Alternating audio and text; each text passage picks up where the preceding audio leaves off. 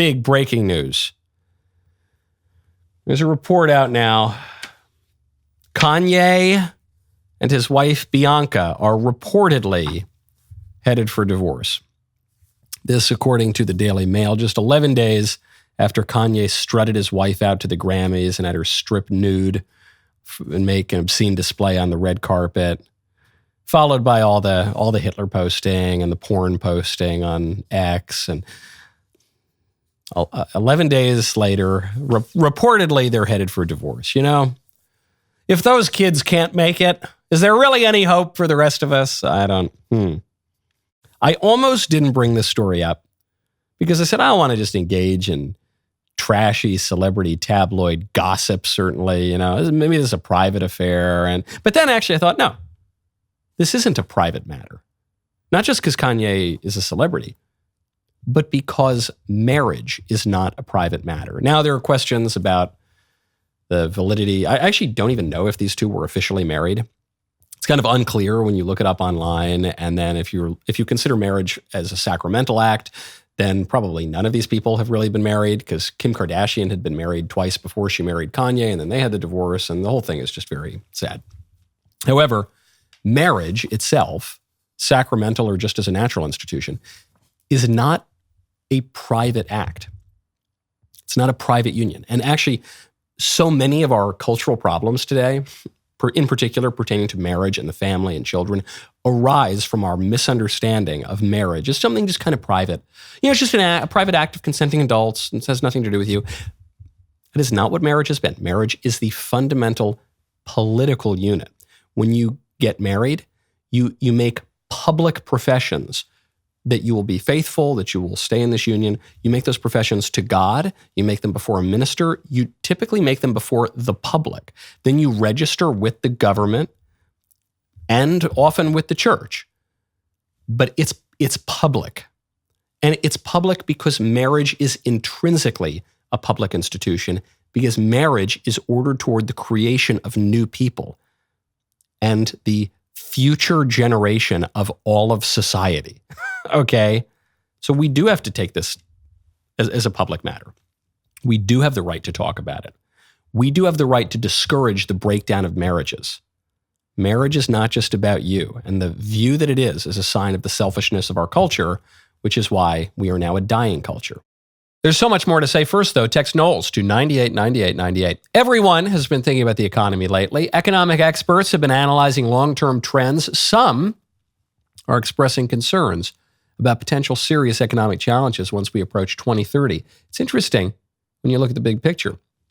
We have the boomers entering retirement, which puts pressure on Social Security and Medicare. At the same time, we're dealing with a smaller workforce, national debt, and rising cost of living. Now, we hope that we will see changes for the better in the near future. In the meantime, these are the kinds of things that should make you think about financial security and how to protect your savings. Now, I've looked into plenty of different options. You can't just dismiss the tried and true traditional approach, which is investing in physical gold. That's where Birch Gold comes in. They're making it pretty simple and straightforward to diversify your portfolio. They can actually help you convert an existing IRA or 401k into a gold IRA without any out-of-pocket costs. I myself have a decent portion of my portfolio in physical gold, and I'm quite happy about it. Protect your future today. Text Knowles, Canada WLES, to 989898. Get your free info kit on gold and a copy of The Ultimate Guide for Gold in the Trump Era with a foreword by Donald Trump Jr. There is no obligation, only information. Text Knowles, Canada WLES, to the number 989898 today. Hey, Michael, I'd really love some relationship advice. So I'm 23 and I've been with my boyfriend for like 7 months now. We are best friends for years. I love him. He's such a good, kind, sweet Catholic, but I am not at all attracted to him. Never have been, like romantically or anything.